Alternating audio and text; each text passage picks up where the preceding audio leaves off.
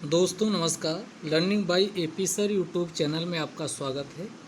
आइए शुरू करते हैं पीआईबी न्यूज़ एनालिसिस और देखते हैं कि हमारे एग्ज़ाम के लिए कौन से खबरें इम्पॉर्टेंट हैं जो पीआईबी में हाइलाइट्स बनी हुई हैं। तो सबसे पहले भारतीय वैज्ञानिकों के द्वारा एक थेरेपी डेवलप की गई है और ये थेरेपी नॉन इन्वेसिव है, ईजी टू एडमिनिस्टर है, कास्ट इफ़ेक्टिव है, यानी इसकी कीमत ना तो बहुत ज़्यादा है और ना ही बहुत कम है। पेशेंट कंप्लेंट है, पोटेंशियल थेराप्यूटिक स्ट्रेटजी, और जिसे नाम क्या ये कौन सी बीमारी के लिए विकसित की गई है, विसेरल लिस्मिनियासिस। हाँ जी दोस्तों, इसको ध्यान रखिएगा, ऐसे नाम से क्वेश्चन आपके यूपीएससी में ज़रूर पूछे जाते हैं। तो विसेरल लिस्मेनियासिस, विसेरल, एक बार और रिपीट करते हैं, विसेरल लिस्मेनियासिस, ये आखिरकार है क्या? तो एक नेग्लेक्टेड ट्रॉपिकल डिसीज होती है। नेग्लेक्टेड ट्रॉपिकल डिसीज ऐसी बीमारियां होती हैं जिस पे अभी तक रिसर्च बहुत ज़्यादा नहीं हुआ है, क्योंकि इनके केस यानी इनके पेशेंट बहुत ज़्यादा मात्रा में नहीं होते हैं। तो जो ये स्ट्रेटजी बेस है, ये nano carrier based oral drugs है। Nano carrier based oral drugs पे आधारित है स्ट्रेटजी, और इसमें विटामिन B12 को इन्हेंस किया जाएगा। और कैसे? ओरल बायो अवेलेबिलिटी के माध्यम से, और इसकी जो इफिकेसी है, प्रभाव उत्पादकता है, जो थेरेपी विकसित की गई है उसकी प्रभाव उत्पादकता अर्थात इफिकेसी 90% से ज़्यादा है। अगर हम बात करें विसेरल लिस्मेनियासिस की, तो यह कॉम्प्लेक्स एक सम्मिश्रित या जटिल इन्फेक्शियस डिसीज है। किस प्रकार की बीमारी है? तो दोस्तों ये आपके सामने लिखा आ रहा होगा, कॉम्प्लेक्स इन्फेक्शियस डिसीज है। और यह किसके काटने से फैलती है? तो यह एक फीमेल मादा और बाइट के काटने से फैलती है, और उसी का नाम क्या है? Phlebotomine sand flies. एक मक्खी होती है, मादा मक्खी के काटने से विसेरल लिस्मेनियासिस नामक बीमारी फैलती है, उसका नाम क्या है? Phlebotomine sand flies. इसको नोट कर लीजिएगा, फ्लेबोटोमाइन सैंड फ्लाइज नामक मक्खी के काटने से, मादा मक्खी के काटने से फैलती है, और यह एक प्रकार की नेग्लेक्टेड ट्रॉपिकल डिसीज है जो भारत में मिलियंस लोगों को, मिलियंस प्रतिवर्ष मिलियंस लोगों को प्रभावित कर रही है। और ये भारत में अगर बात की जाए तो यह मलेरिया के बाद दूसरी मोस्ट कॉमन पैरासाइटिक किलर है। मलेरिया के बाद दूसरी मोस्ट कॉमन पैरासाइटिक किलर है। अब इसका परंपरागत जो इलाज था ये विसेरल लिस्मेनियासिस का, वह इंट्रावेनस एडमिनिस्ट्रेशन के माध्यम से किया जाता था, जो काफ़ी पेनफुल होता था। लेकिन अब ये जो अब नई थेरेपी विकसित की गई है, इससे काफ़ी इजीली इस बीमारी को ठीक किया जा सकेगा। इसको रुक के आप सुनिएगा, क्योंकि ये चर्चा में था तो हमने डिस्कस कर दिया। दूसरा जो न्यूज़ में बना हुआ पीआईबी में दोस्तों, उसी का नाम दिया गया प्रोजेक्ट बोल्ड। एक काफ़ी पहले से चल रहा है लेकिन अब चर्चा में काफ़ी बना हुआ है। तो द प्रोजेक्ट बोल्ड पूछ लेगा कि द प्रोजेक्ट बोल्ड का संबंध किससे है। तो आइए दोस्तों सबसे पहले जानने की कोशिश करते हैं कि इस बोल्ड की फुल फॉर्म क्या है। तो बोल्ड की फुल फॉर्म है बम्बू, ओ से ओसिस, आन, एल से लैंड्स इन ड्राट, यानी जो भारत में सूखा प्रभावित क्षेत्र है उस जमीन पर बम्बू, बांस को उगाना, इसी को सुनिश्चित करने के लिए किसके द्वारा? तो khadi and village industry commission के द्वारा खादी और ग्राम उद्योग आयोग के द्वारा प्रोजेक्ट बोल्ड को लॉन्च किया गया। और दोस्तों आपको बताते चलें, जो खादी और ग्राम उद्योग आयोग का नाम आप सुन रहे हैं, यह सूक्ष्म लघु और मध्यम उद्यम मंत्रालय के अंतर्गत अर्थात ministry of micro small and medium enterprise के अंतर्गत आता है और इसे भारत के सूखाग्रस्त क्षेत्रों में शुरू किया गया है, जहां पर बम्बू के उत्पादन को प्रोत्साहन दिया जाएगा।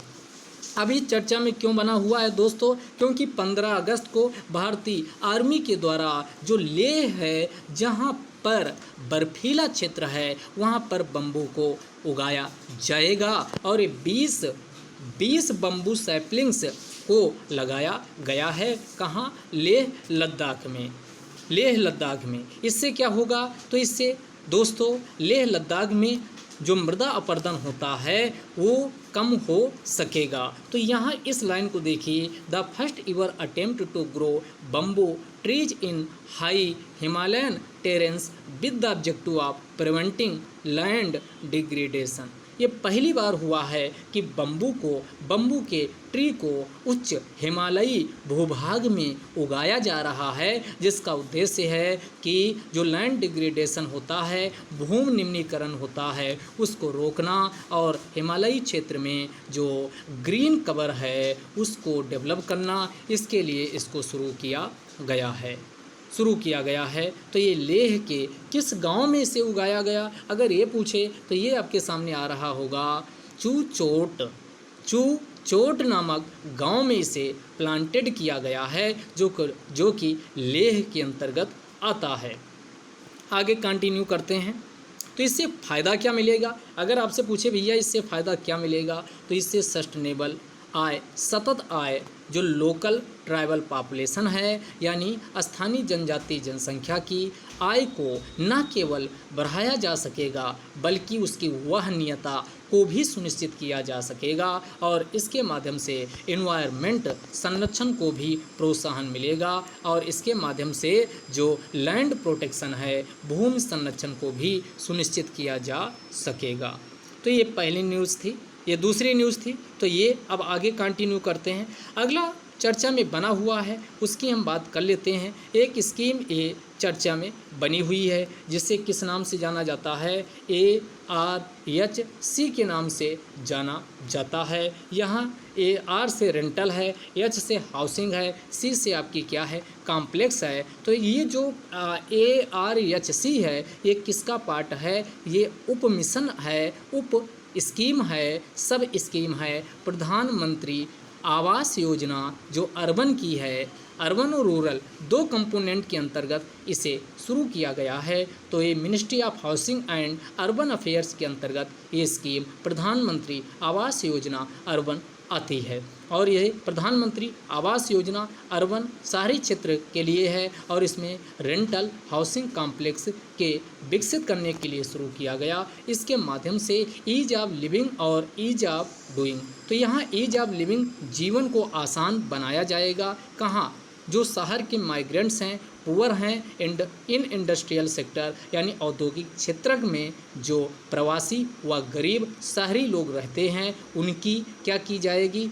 जीवन स्तर को ऊंचा उठाने की कोशिश ARHC के माध्यम से किया जाएगा। इसके साथ ही जो गैर औपचारिक शहरी अर्थव्यवस्था है उसको भी बूस्ट किया जा सकेगा और इसके माध्यम से जो एफोर्डेबल, यहाँ ए का मतलब एफोर्डेबल है, एफोर्डेबल वहनी रेंटल जो रेंट पे घर लिए जाते हैं हाउसिंग कॉम्प्लेक्स विकसित किया जाएगा और इसके माध्यम से जो डिग्निफाइड एफोर्डेबल रेंटल हाउसिंग है उसको वहाँ तक भी पहुँच ईजिली हो सकेगी।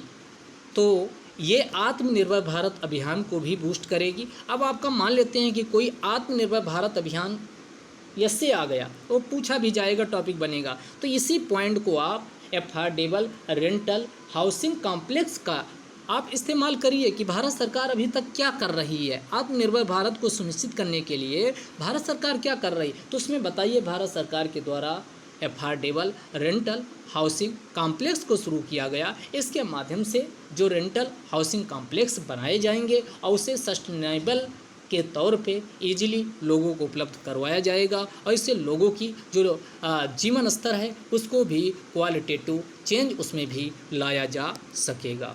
और ये किस मिनिस्ट्री के द्वारा शुरू की गई है? एफोर्डेबल रेंटल हाउसिंग कॉम्प्लेक्स जो सब स्कीम है किसका? तो ये जो प्रधानमंत्री आवास योजना अर्बन है उसका ये सब स्कीम है। और प्रधानमंत्री आवास योजना अर्बन जो है ये ministry of housing and urban affairs के अंतर्गत आती है, अर्बन के अफेयर्स के अंतर्गत आती है। तो ये ध्यान रखिएगा दोस्तों।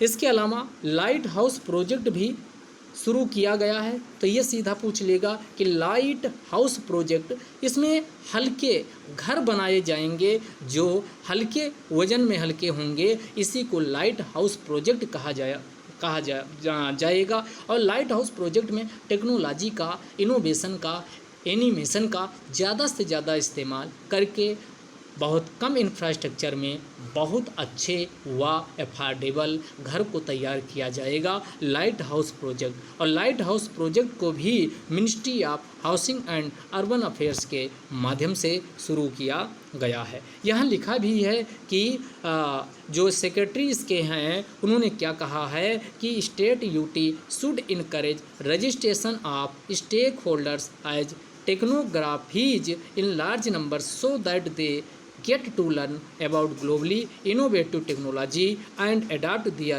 use in Indian context across the country।